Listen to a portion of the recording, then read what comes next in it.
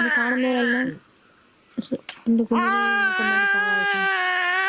ഇനി ഈ കൊച്ചുങ്ങളെടുത്ത് എനിക്ക് ഒരിക്കലും വാശി പിടിക്കാൻ പറ്റത്തില്ല. എൻ്റെ മനസ്സനുവദിക്കത്തില്ല. ഞാൻ പുറത്ത് ലോകത്തിറങ്ങി എല്ലാവരുടെയും പറഞ്ഞു എന്നെ കൊണ്ട് എന്നും കൊടുക്കാനോ കഴിവില്ല, പറ്റത്തൂല്ല. ഉള്ളതിനെ ഒരു ഉള്ളി വെള്ളമായാലും ഞാൻ ഒരു ദിവസം കോരി കൊടുക്കും. അവർ നല്ലപോലെ സുരക്ഷിതമായിട്ട് വളരട്ടെ. നമസ്കാരം. ചുവട് ന്യൂസ് ഇന്ന് നിൽക്കുന്നത് ഒരു വാർത്തയല്ല, വാർത്തയ്ക്ക് അപ്പുറമാണ്. 5 മക്കളും ഒരു അമ്മയും വല്ലാത്തൊരു സാഹചര്യത്തിലൂടെ കടന്നു പോകുന്ന ഒരു ജീവിതം വലിയ ബുദ്ധിമുട്ടിൽ എന്ന് തന്നെ പറയാം. ഞാൻ ഈ വാർത്തയ്ക്ക് തൊട്ടു മുമ്പ് നിങ്ങളുടെ അടുത്ത് പറയാൻ ഷെയർ ചെയ്യണം എന്നുള്ള ഒരു അഭ്യർത്ഥന കൂടിയുണ്ട്. കാര്യം ഇതൊരു ഞങ്ങളുടെ ചാനലിനൊരു പ്രൊമോഷന് വേണ്ടി ചെയ്യുന്നതല്ല. 5 മക്കളുടെ വിദ്യാഭ്യാസവും അവരുടെ മുന്നോട്ടുള്ള ജീവിതവുമാണ്. സുഭാഷ് എന്ന 33-കാരനായ ചെറുപ്പക്കാരൻ 4 മാസങ്ങൾക്ക് മുമ്പ് ആത്മഹത്യ ചെയ്തതിനെ തുടർന്നാണ് ഈ 5 മക്കളും അമ്മയും അനാഥരായത്. തീർച്ചയായും അന്നന്ന് കഴിഞ്ഞു പോകാൻ ആഹാര സാധനങ്ങൾ പോലും കിട്ടാത്തൊരവസ്ഥ. നാട്ടുകാരുടെ കനിവോടുകൂടി കഴിയുന്ന നിഷയും 5 മക്കളും. അവരുടെ ജീവിതത്തിൽ ഒരു മാറ്റമുണ്ടാക്കാൻ നമുക്കേ കഴിയത്തുള്ളൂ.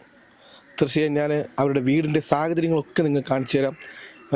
ഞാൻ ഇപ്പോഴും പറയുന്നു, നിങ്ങളുടെ കൊച്ചു സഹായങ്ങൾ ഈ കുടുംബത്തിനുണ്ടെങ്കിൽ മാത്രമേ അവർക്ക് മുൻപോട്ട് അവരുടെ ജീവിതം നയിക്കാൻ പറ്റൂ.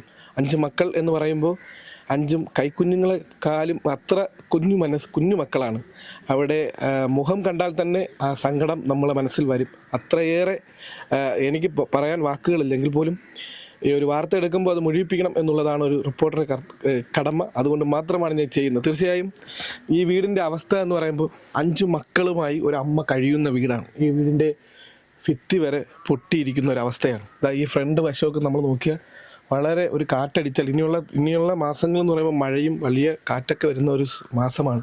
ഇവർക്ക് ഇങ്ങോട്ട് നമ്മൾ കയറിയാലും വളരെ ചോരുന്ന ഒരു അവസ്ഥയാണുള്ളത്.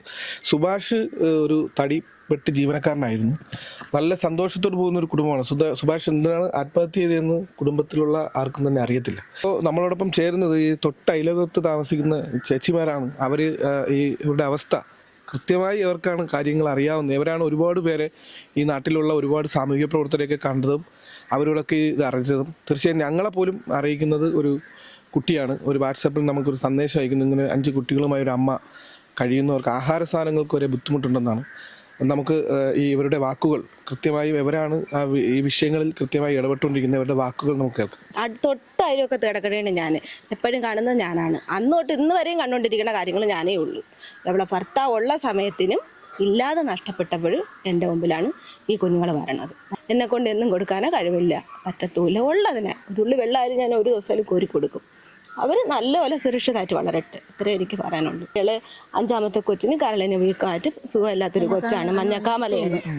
അതിന് സുരക്ഷിതമായിട്ട് അതിനെ ഒരു ജീവനോട് കൂടി കൊടുക്കും. 1 മാസം അതിന് ആശുപത്രി കിടത്തിയിട്ട് പിന്നെ ചികിത്സിക്കാൻ ഒക്കാത്തതുകൊണ്ട് അവർ ആശുപത്രിയിൽ പേര് വെട്ടി വരികയാണ്. പിന്നെ ഇതുവരെ ഒരു കടയ്ക്ക് ആശുപത്രി കൊണ്ട് ചെന്നിരുന്നാൽ ഒരു OP ടിക്കറ്റ് എടുക്കണമെങ്കിൽ അവിടെ പൈസ കൊടുക്കണം. അവിടെ നിന്ന് ഒരു മരുന്ന് തരണമെന്നുണ്ടെങ്കിൽ സകല റിസൾട്ടും ചെയ്തതിന് ശേഷമേ തരത്തുള്ളൂ. നമ്മളെ പോലെ ഉള്ള പാവങ്ങൾ ചെന്നിട്ട് എന്ത് ചെയ്യാൻ പറ്റും? മരണസഖയിൽ ചെന്നാൽ ഒരു പാരസെറ്റമോൾ പോലും അവർ അപ്പോഴും തരത്തില്ല. നമ്മളെ കയ്യിൽ നിന്ന് പൈസ ഇറക്കി സകല ടെസ്റ്റും ചെയ്തേ തരത്തുള്ളൂ. ഈ കൊച്ച് ഇന്ന് 3-4 ദിവസം ഇത്രയും വയ്യാഞ്ഞായി നമ്മളെല്ലാവരും കൂടെ പൈസ ഇരിച്ചൂട്ടി അവസാനം ഈ കൊച്ച് പ്രൈവറ്റിലാണ് കൊണ്ടുപോയി. എന്ന് വെച്ചാൽ ഈ കൊച്ചുങ്ങളെ ഇട്ടിട്ട് ഇതെങ്ങനെ പോകും? അതിന് എത്രയോ രൂപയുടെ ഒരു സ്കാനിങ് ഉണ്ടായിരുന്നു, അതുപോലും ചെയ്തിട്ടില്ല. അതിൻ്റെ അവസ്ഥയെന്ന് വെച്ചാൽ വളരെ ഗുരുതരാവസ്ഥയുള്ള അവസ്ഥയാണ് ആ കുട്ടിയുടെ അവസ്ഥ. അതിൻ്റെ വയറ് തിളക്കി മുട്ട നിൽക്കുകയാണ്. ഏത് നിമിഷവും സംഭവിക്കും. ഇതേപോലെ കിടക്കുന്നൊരു വീട്ടിനകത്ത് ഇത്ര മുറ്റത്തിരുന്നുകൊണ്ട് ഞങ്ങൾ എങ്ങനെ കാണും? ഞങ്ങൾ കൂലിപ്പണിക്കാരാണ്, ഞങ്ങൾ ഇറങ്ങിപ്പോവും. എപ്പോഴും ഇതിനെ സംരക്ഷിക്കാൻ പറ്റൂ? ഈ കുട്ടികൾ ഇവിടെ നിന്നിട്ട് ഒരു മനുഷ്യർ ഒരു നേരത്തെ കഞ്ഞെള്ളം കുടിച്ചിട്ടുണ്ടെന്ന് ആരും ചോദിച്ചിട്ടില്ല. തീർച്ചയായും സുഭാഷ് അത്രയേറെ പ്രിയപ്പെട്ടവരായിരുന്നു. അവരുടെ വാക്കുകൾ നിന്നൊക്കെ കേൾക്കുന്നു. സുഭാഷ് മരണപ്പെട്ട് കഴിഞ്ഞപ്പോൾ സുഭാഷിൻ്റെ 5 മക്കൾ വളരെ അനാഥമായി അവർ ജീവിക്കുകയാണ്. തീർച്ചയായും സുഭാഷ് എല്ലാവർക്കും ഇപ്പം അയലോക്കത്തുള്ളൊരു ചേച്ചി പറഞ്ഞതുപോലെ സുഭാഷ് എല്ലാവർക്കും എല്ലാം കൊടുക്കുന്ന ഒരു വ്യക്തിയായിരുന്നു. അതുപോലെ ഒരു പ്രധാനപ്പെട്ട കാര്യം ഈ ചേച്ചി പറയുമ്പോഴാണ് ഞാൻ ഇപ്പോൾ മനസ്സിലാക്കാൻ കഴിയുന്നത്. കാര്യം ഈ കുട്ടിക്ക് ഇതിലുള്ളൊരു കുട്ടിക്കൊരു പിന്നെ അസുഖമുണ്ടെന്ന്. ആ കുട്ടി കഴിഞ്ഞ കടക്കൽ ഹോസ്പിറ്റലിൽ പോയി ചികിത്സയ്ക്ക് പൈസ ഇല്ലാത്തതുകൊണ്ട് അവിടെ നിന്ന് മടങ്ങി വന്നു.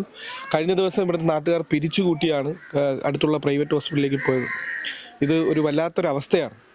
എനിക്ക് ഈ വാർത്ത കാണുന്നവരടുത്ത് പറയാനുള്ളത്, തീർച്ചയായും നിങ്ങളെ കൊണ്ട് പറ്റുന്ന ചെറിയ സഹായം ഇവർക്ക് നൽകുക.